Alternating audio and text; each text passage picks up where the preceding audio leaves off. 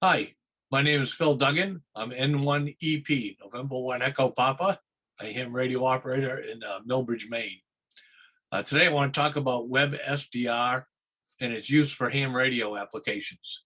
Web SDR is a method of streaming ham radio bands over the internet to where anyone can receive them, whether you have a radio, ham radio, shortwave radio, or no radio. As long as you have an internet connection, you can receive these. And of course, we're hams. We don't necessarily always want to use the internet, but it is a good tool, just like this Zoom recording program is a tool, and we can use it when it's needed. And some examples for when a ham might want to use a Web SDR, let's say you don't have an antenna up at present for that particular, let me turn that down. My radio is on 17 meters. You don't have an antenna up for a particular band that you really want to listen in, like a certain net, like 160 meters. That's a pretty big antenna. A lot of folks don't have it. So you can use it for that. Let's say you're having issues with your, somebody's complained about your audio on your transmission. You can transmit on and then listen in on one of these Web SDRs if you are familiar with the propagation and everything and know which node you can link to. You can get on there and see what your audio sounds like. I've seen net controllers on the Maine Seagull that use Web SDR for some of those folks that are further out, like we have a few from Pennsylvania, excuse me, from Pennsylvania that like to check in, and their signal's kind of weak down there in the noise level, so they'll just they'll have the Web SDR on for Pennsylvania, and on that's monitoring that 75 meter frequency, and they can hear them. And then when the Pennsylvania station is done with their transmission, they just turn that volume down and go back to their radio. Another one is that you don't have you're on mobile, you're traveling, you don't have a radio with you. It's kind of, and you want to stay in touch with your friends back home, see what's going on. You can tune into the Maine Public Service Net or the Maine Seagull Net or whatever net tickles your fancy. So there's many other uses for this Web SDR. So right now I'm going to go ahead and share my screen with you, and hopefully it'll work. Get up there, get that out of the way. Hopefully I can get that out. There we go. All right. So here's this is the websdr.org, and there's all kinds of stations. This is dozens of stations listed here. You can filter it up here by going to the particular bands such as 80, North America, or instead of the whole globe, North America or whatever.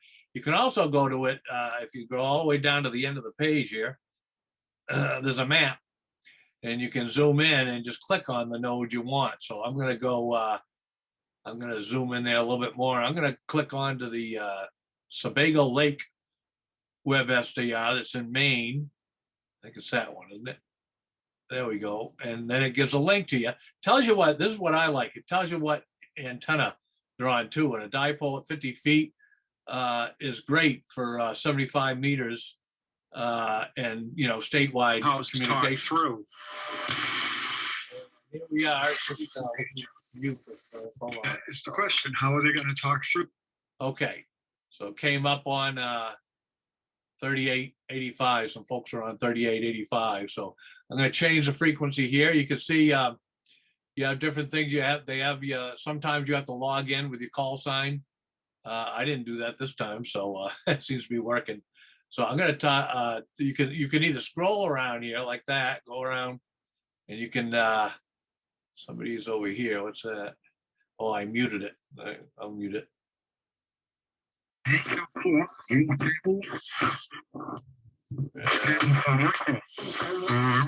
All the guys on 28. Now, easier. Type it in there. 39, 28. And lower side. So, There we go.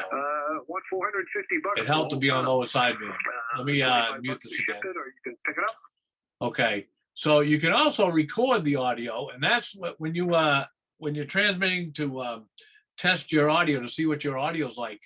Then it you can record it.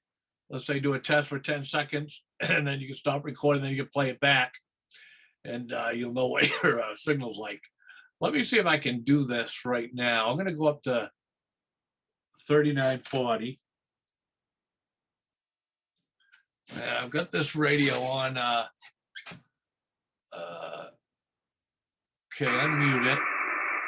Start recording, but you'll hear my audio when I'm talking, plus when it comes across there. So there's probably a better way to do this. How does NYEP testing 1, 2, 3, NYEP. Okay, and I can stop the recording, and I'll mute it too. There we go.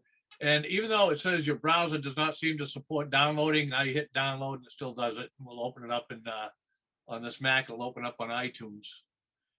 And so let's.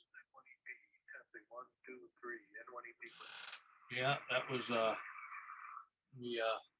from the back there. Testing 1, 2, 3, N1EP. Okay, so there you can see there was no distortion of my audio, and the volume of the audio was a little low, I think, compared to. I think that's something to do with my setup here in the on the Mac. So, so again, you can go to this one here in Sebago Lake is just a 75 meter, an 80 meter one. A lot of the other ones on Web SDR, you can go from almost anywhere you can think of on the HF bands, and I'm not sure if there's probably ones on VHF too. I don't know. I haven't looked into it, but it doesn't matter anywhere on the band, and you can do it from different perspectives. You can see what's going on over in Europe from Europe, or Asia or whatever. So it's a very handy tool for a number of reasons.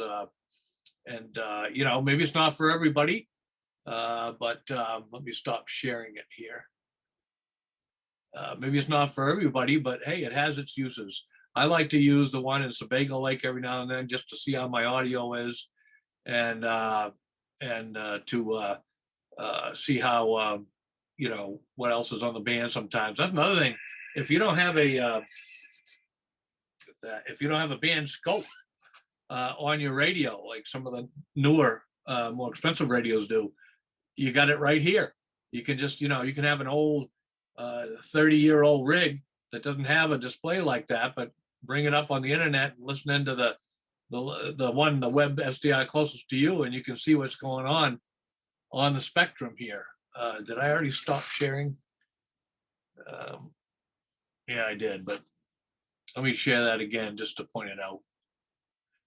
So right here, this waterfall or display, this isn't really a waterfall format, but it's where the spikes are is where the signals are. So you're doing a contest or just DX or whatever, and you want to see where the activity is, then you get a display right there. So there you go. All righty, and that's it on my quick and down and dirty thing on Web SDRs. Thanks for watching.